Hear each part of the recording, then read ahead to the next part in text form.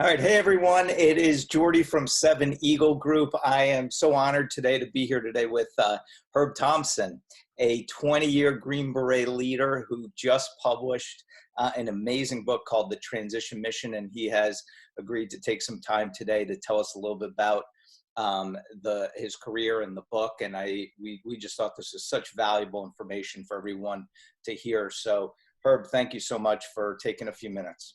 No, it's my privilege. Thank you for wanting to have a chat with me. Awesome. Hey, why don't we start out? Can you just tell everyone a little bit about your military experience as a Green Beret and what got you into the idea of, hey, I'm going to write a book for people? Yeah, so I'll take it back to the beginning of the journey. I joined straight out of high school at the age of 17, wanted to be a soldier ever since, I was probably 7, 8 years old. Started out my career and I had 2 goals: to be a drill sergeant and to earn my Green Beret. And I was able to do that. I kind of got forced to do the Drill Sergeant of the Year competition. So I was the 2008 U.S. Army Drill Sergeant of the Year. And then I went on to earn my Green Beret. So I'm the only person ever to win the Drill Sergeant of the Year award and a Green Beret, or earn, I should say. So I did that, deployed all over, the Middle East. But then coming towards my end of service, I realized, wow, I don't have a clue what I'm going to do next. And it put me on a big, long journey of where am I going, and where I'm at now as a management consultant with Accenture, Cornell executive MBA student. And part of that was, wow, I realized I learned so much, but I also put so much time into it that I wanted to share with others. And that's how the Transition Mission book came about. When you got out of the military, did you have troubles yourself, or did you feel like, gosh, it was just so much work and research on my end to land a civilian job that I want to share that information? Yeah, everybody has troubles. I mean, my dream initially was, I'm going to go to the Tuck School of Business. I'm going to get in. And I did my bachelor's degree online. So here I'm trying to get into a top 10 Ivy League, MBA program full time. And I got waitlisted, and, it was a big kick in the stomach, but I realized a lot through that process. And so no, I had a bunch of other failures too. Just, I did put so much effort and started so early that when I talk to people who are like, oh, I only started a few months out, well, then I'm like, oh, wow, that's pretty tough. So a little bit of both, but I go into the book, I share some, my failures. I don't sugarcoat it. That's awesome. So tell us a little bit about the book. What do you think some of the main messages are that you want others to know about? Yeah, I mean, the first thing is everyone's transition is different out of the military. Everybody had a different skill set. Everybody had a different experience, and then they're going on to something different. So this is not a cookie cutter, check the block and you're going to be on a good transition. And that's really what the book's about, is finding your path of what, how do you transition, and what that I did will work for you. And that's what I talk about. So I broke down, I give them some transition truths, some rules for success, and then just, hey, thank you for your service means that. It doesn't mean I'm also going to give you a job. We have to provide our value as veterans. And then just broke down easy, like where to begin with some introspection. Here's, the reality of the situation, questions you really need to ask. A lot of people ask, hey, where am I going to live and what am I going to do for a job? But there's a whole lot more after that, of leaving the uniform behind and what's going to be my identity. And then talk about LinkedIn, because LinkedIn was huge for me, setting it up and then how to leverage it. And then branding, because that's kind of something new to us. Most veterans, that's new too. And then resume, interview, how to translate your skills, how to target companies. And then, hey, here's some other stuff I tried, and just wrapped it all up quick, straight to the point with a little bit of humor in there. That's great. I know you go into detail in the book and all those subjects, but talk briefly again about how important it is for a veteran to find something he's going to get passionate about, and not just to feel like, let me take the first job that might become available to me. I think it's important for, whoever that veteran is, he or she needs to do a little introspection. And for real, at some point you just do got to put food on the table. So any job could work. Yeah. But once you're past that, we had a drive in the military. We're serving a bigger purpose. We, right.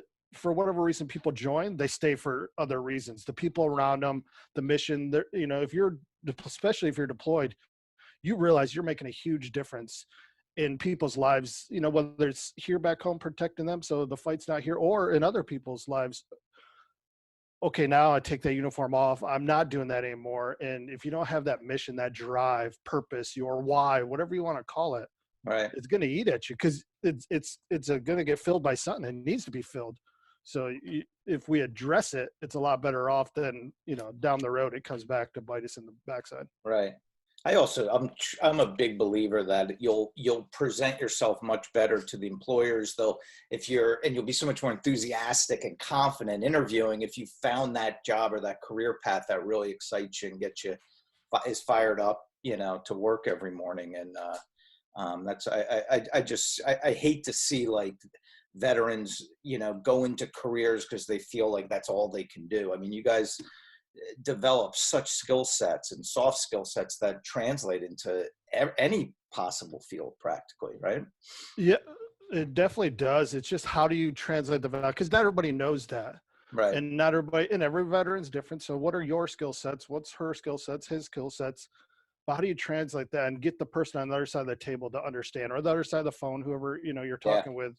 So it's really, you got to do a lot of, thought and research into that. So if you're motivated for the job and you know how to talk about yourself, which is different, because we usually talk about we, us, the team. And when you go down to interview, they are interviewing it's interviewing me, it's just I sitting in the room or on the phone. So it's important to be able to be motivated. That will come across, that you're passionate about the job, but that you can actually express your value of, at the end of the day, why is a company hiring you? To bring value to their organization. Right. How are you improving their profits and lowering their losses? End of story. I mean, it's really that simple. And, that's a little different than what we're used to. One of the things I've noticed as a civilian is the military culture is tighter than anything I've ever seen in my life. I mean, you guys will do whatever you can to help a fellow soldier, a fellow brother or sister who served with you. And I just think that is absolutely amazing. Talk about how important or how easy it might be for a veteran coming out, transitioning out, to network with other people who have gone before him or her, and how to maybe use that person as a mentor, a coach, somebody to help them along with their career path. I think it's critical to find multiple mentors in the process. And truthfully, some of that, it's not really mentors, people going through it with you, because they're doing the same thing. They may be experiencing something different than you're about to, and vice versa. And then, the people who've gone before you, they're going to understand you. There is that camaraderie, and it all depends who you are. But if you reach out and say, hey, I'm Herb Thompson, I'm a retiring Green Beret leader. Can you give me 15 minutes of your time?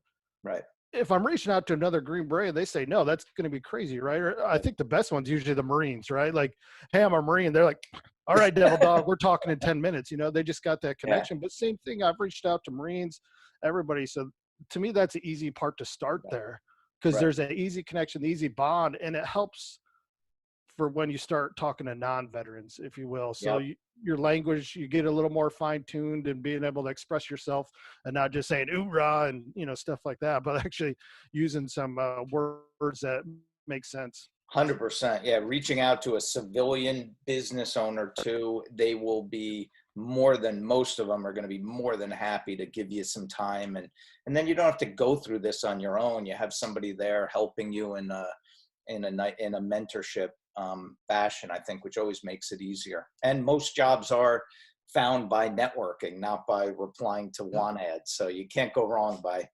building your network as big as you can. Talk about, what are some of the, biggest pitfalls you see veterans make when they go looking for jobs now, when they start applying or getting out there? What are some of the things that they're doing wrong that can be fixed? Yeah, just applying online blindly would be probably number one. And truthfully, had I not done a lot of research, that makes sense. That's what people do, right? Why do they have all these job sites? And as you know, like you said, most of the jobs are done through networking. Depending where you look, 70 to 80%, they say, come through networking. And well, that's one. Two, I would say, don't have a big ask when you're networking. Just get to know the person, make a relationship. Down the road, you can ask for, hey, review my resume. Because usually what happens is that person can't help you, but they'll know somebody who can help you, or know somebody who knows somebody that has a position. So wait on the ask until you have a little bit of a relationship. And I think those are the two big ones. And then translating the skills and getting out of the mindset of what was cool. Like, oh, wow, I jumped out of a plane and I did all. They aren't hiring me to jump out of a plane.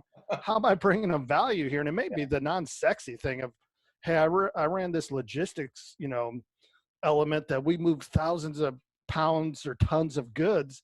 Now that's probably more in line with what a company wants versus, hey, I got shot at. Well, hey, that sucks, but like, I don't know why we're hiring you for getting shot at. So, understanding that value, I think those are the biggest things. And then probably the last one I'd say is, again, just it's about I, and that's a hard thing for us to overcome is I need to talk about, I did this, we did this, only goes so far. I need to show my value because I'm Right. the one that And wants to that's hire. opposite the military culture. When you're in, so you have to change gears a little. And that, especially with the civilian hiring managers, they want to hear you, Yeah. toot your own horn in a confident, and way. And I think that's okay for people to do. That's awesome. Tell people now where they can get your book. Yeah, so you go on Amazon, The Transition Mission by Herb Thompson, Kindle and paperback, also on Barnes & Noble, Books A Million, all the book sites have it.